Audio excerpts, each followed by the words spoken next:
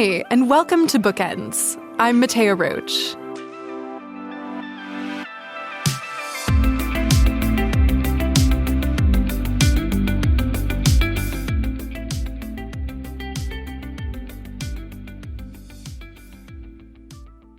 When Amy Lin's husband Curtis died suddenly, she was sent into a whirlwind of grief. She couldn't eat, she couldn't sleep, or really function much at all. In the months and years that followed, Amy took refuge in writing, and her experiences make up her debut memoir called Hereafter. In Hereafter, short and lyrical vignettes capture Amy's life with Curtis and the massive vortex that was caused by his death. It's a searing portrait of grief and a beautiful tribute to the love Amy shared with her husband. I reached Amy Lin at the CBC studios in Calgary. And just a note, when I spoke with Amy, she was on the tail end of a pretty bad case of laryngitis, so you will hear some of that in her voice during the conversation.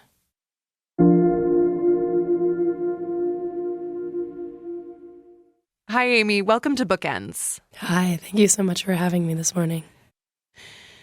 One thing that was so touching to me about Hereafter was the obvious love that radiated through the pages for Curtis. He was a gifted young architect who was at the center of some really joyful and bright moments that you described in this memoir. Yeah. Can you tell us a bit more about him?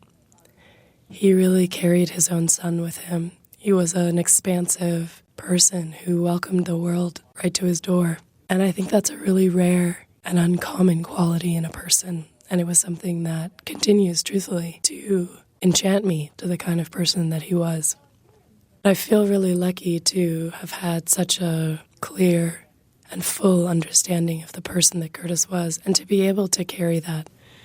There's some stuff in this memoir where you're talking about in your mid-20s when you met Curtis. I believe you were like 24 when you met. Yeah. You're in this place where you feel like you're not lovable. You don't really believe that you could experience this kind of transformative love that you then went on to have. One of the ways in which you talk about being seen by Curtis is, when you first met, you talk about you describe yourself as a substitute teacher, and then he went and actually found your writing online and said, you're a writer. Like, what did that specific sort of intonation of you are a writer mean for you at that time? I mean, at the time it meant that Curtis was clearly a very expert Googler. The writing he found was not readily available. And what Curtis said to me when he read the writing, he kind of called me back on the phone and said, you're clearly a writer. And I said, well, I'm not. I functionally, it doesn't pay my bills. And he said, yeah, but I just spent, 3-4 hours with you on a date. And it wasn't until I read the writing that I really met you. Even as dumb and young as I was, I knew that I would be an idiot not to follow that kind of sight. To be seen in that profound way and have somebody see you with such love is such a gift. I want to talk about August 15th, 2020 that you describe so vividly in the book. It's the early part of the pandemic, and Curtis is going out to run this half marathon with some members of your family, and he was 32 years old and seemed healthy at the point where he's going out to run a half marathon. Could you share with us a bit about what happened from that moment? Yeah. Curtis was a track athlete growing up. He's just always fantastically fit in a way that sometimes I thought he didn't deserve, And they went to run in the mountains of BC where they were on vacation with my family. And I couldn't run because I had injured my knee. And so I was home. And Curtis left. And I just waited. Curtis was less than 1,000 meters from the house. I didn't know that. I knew it when my dad came through the door. He collapsed on a bridge. When I spoke to the coroner, she explained to me that he had suffered some sort of massive organ failure, likely his heart, and that death would have been instantaneous. So whatever kind of physical going there was, at least it wasn't painful. For Curtis, I guess. But it's a funny day. People are so unprepared in some ways for death, even hospitals. We were in the mountains of BC, in a very small town, and no one had died there for a very long time. So when I look back and think about it, so many people there were unprepared. That's something as I continue to walk forward from that day, that I continually realize that we all know that we're mortal, but we don't walk around thinking that. And I walk around daily with a awareness of how thin the veil is. That really does change how I move through the world. And I think it changes for most people when they come very close to death.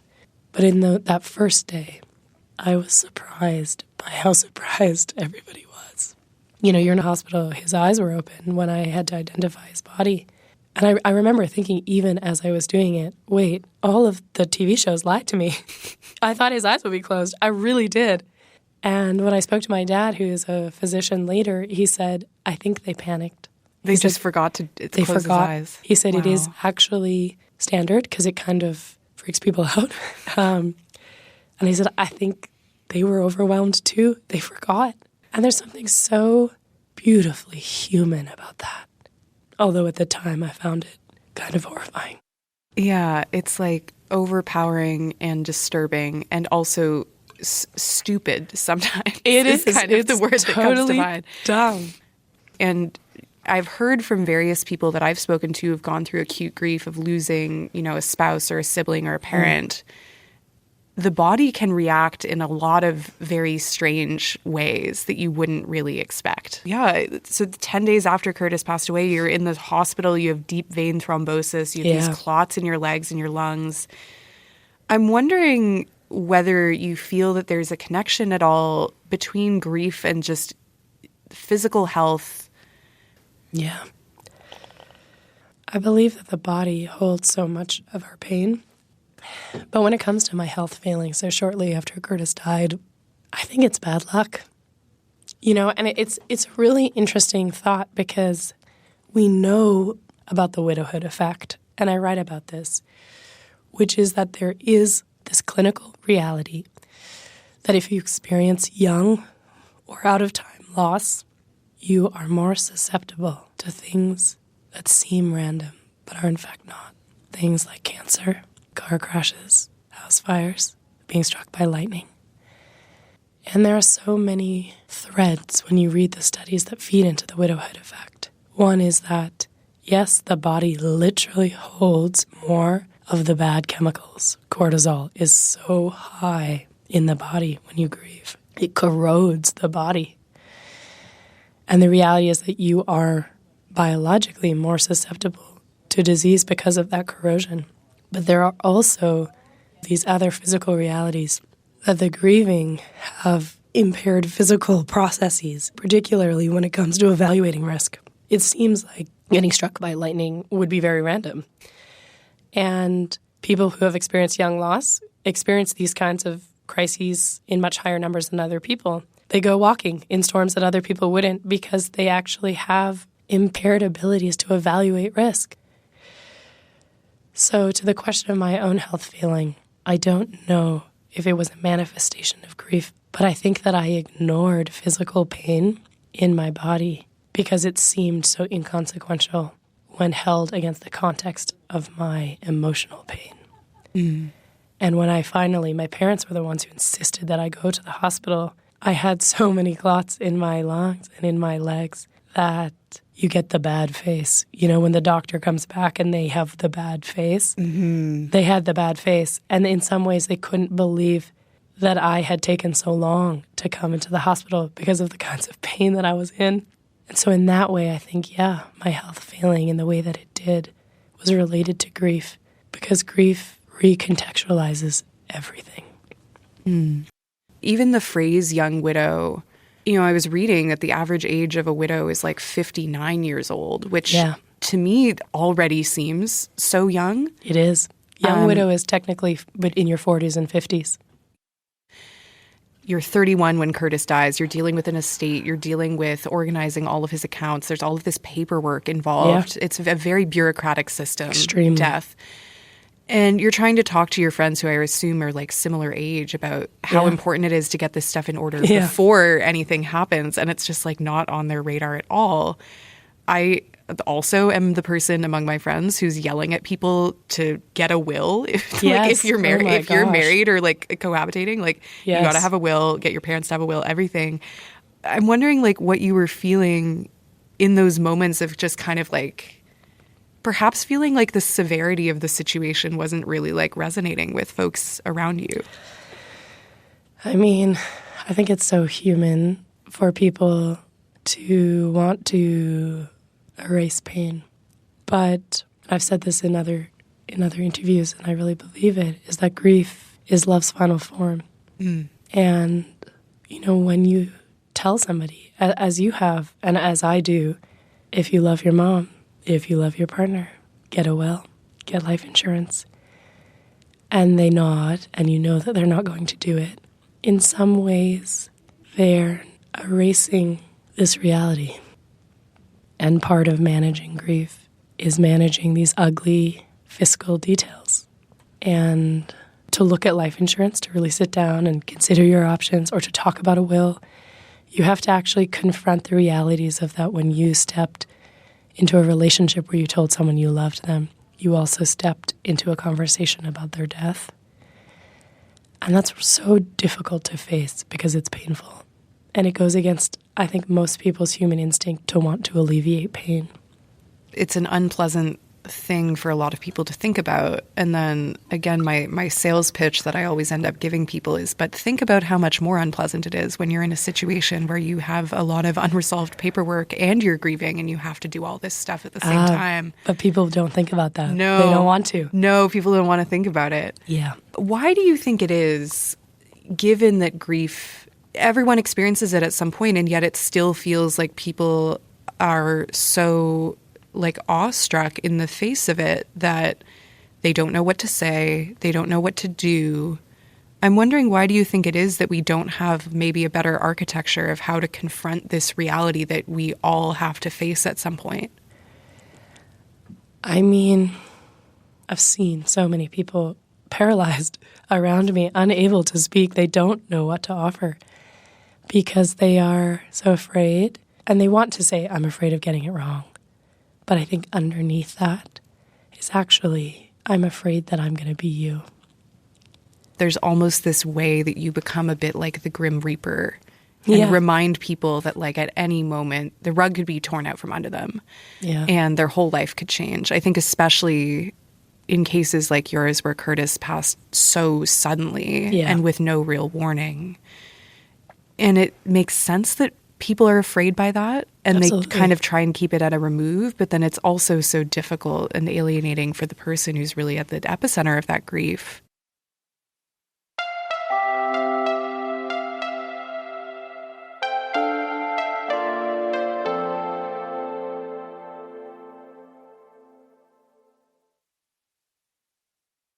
There's this one thing that you mentioned in your book, kind of speaking about this Western alienation and the way that we talk about grief and how we try and make it this clinical thing that happens in a very discrete place and a discrete time.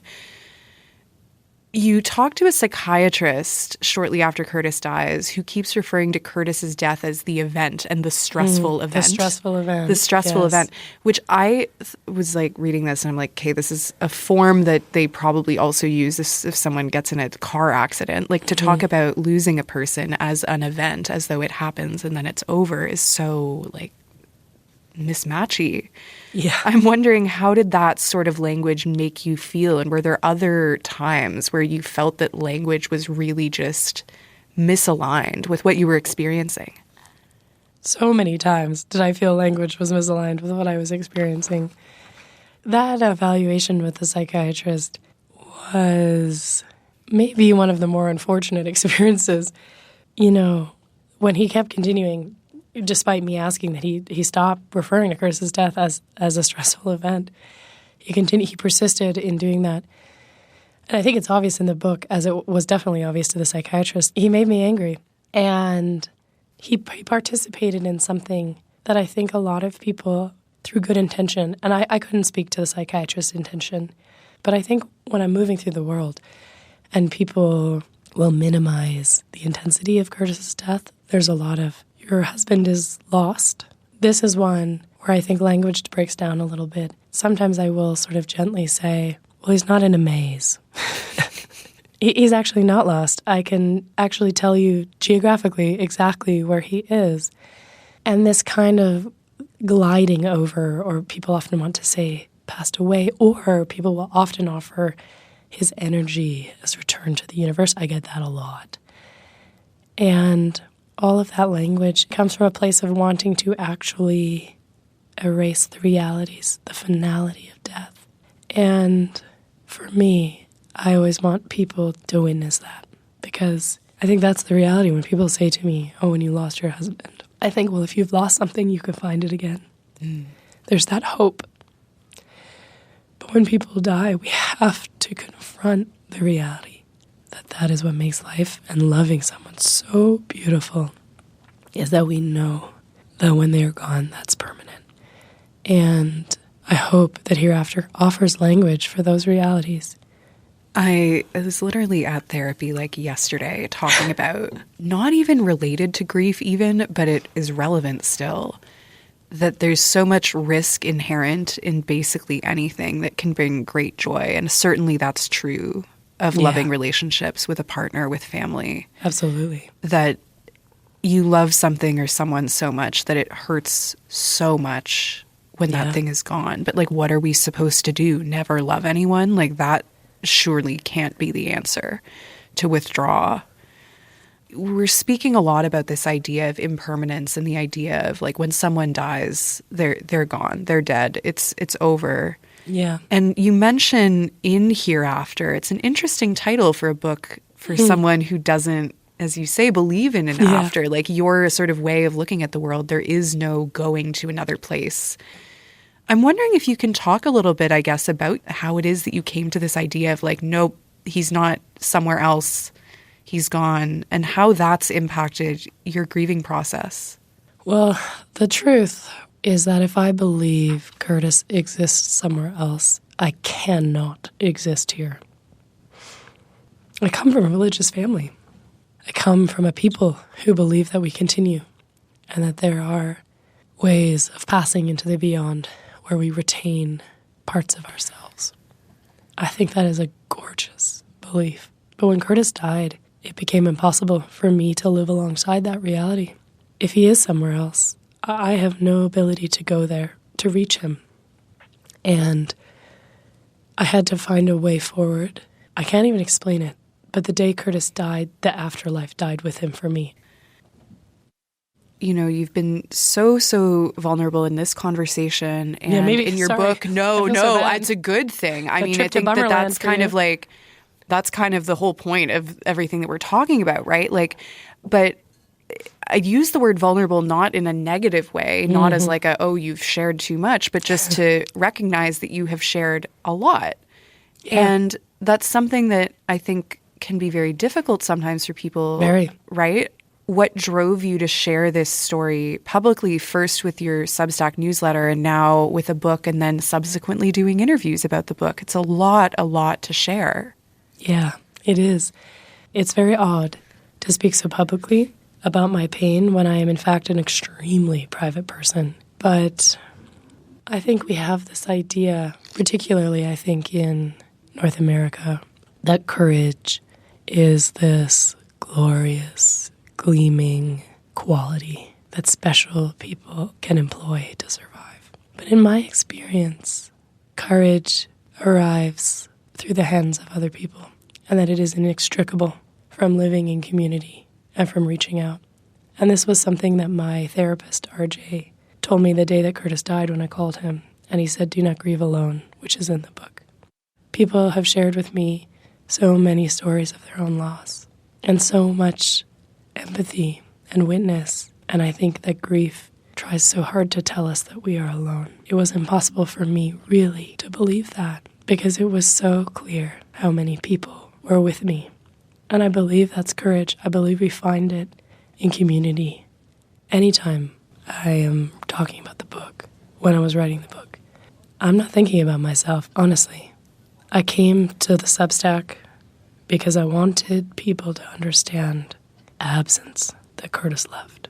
This is what I offer. This is how I love Curtis, that I continued to show people who he was. That feels like my work. Does that make sense? I think it makes a lot of sense. And I think it's beautiful to hear how, the fact of this courage that he had, he is not here, but that's a gift that you now have through having known him. You've also written, a fair amount outside of grief. You talk about the short story that you had published shortly after Curtis died, how excited he would have been about it with you. I'm wondering where you feel you're at in your journey as a writer now, having put out this work, having done really this work of grief and love, I would say. Where do you see yourself going on the path? It's so cool and so lucky to have been able to bring this book into the world. I'm so grateful to my publisher who took such a chance on a really experimental book, truthfully. And I feel ready to step into the next writing project. I actually just sent a fiction manuscript to my agent, and we'll see what she says. And I'm also really lucky because thanks to the generosity of the Canada Council for the Arts, I received a grant to write next year. And so I will get to write full-time for a year next year. And I'm momentarily retired from teaching. And all of that, I really believe, is in fulfillment of a vision that Curtis had when we first met, that he has given me. And I don't take that for granted. I'm so glad to hear about all of that, and we really look forward to seeing, hopefully this fiction manuscript come to fruition in some form. Thank you. Amy, thank you so much for sharing this conversation with me today. I've really, really enjoyed talking with you. Oh, it was wonderful. Thank you so much for such beautiful and open questions.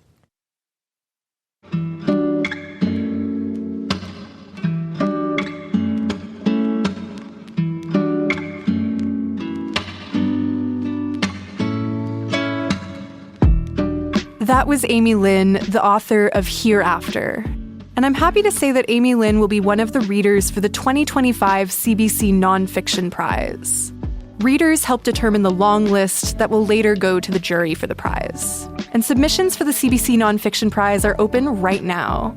You can head to cbcbooks.ca for all the information and to find out how to enter.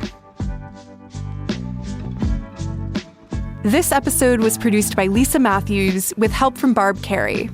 Ailey Yamamoto is our associate producer. Our senior producer is Jacqueline Kirk, and our executive producer is Aaron Balser. Shout out also to our audio tech, Aronde Williams, as well as the rest of the CBC Books team. It's a collective effort that makes this show possible every week. I'm Mattea Roach, and this is Bookends. You can tune in on Sundays and Wednesdays on CBC Radio, or follow the show on the podcast app of your choice. Thanks for listening, and I'll see you next time. Because when the book ends, the conversation begins.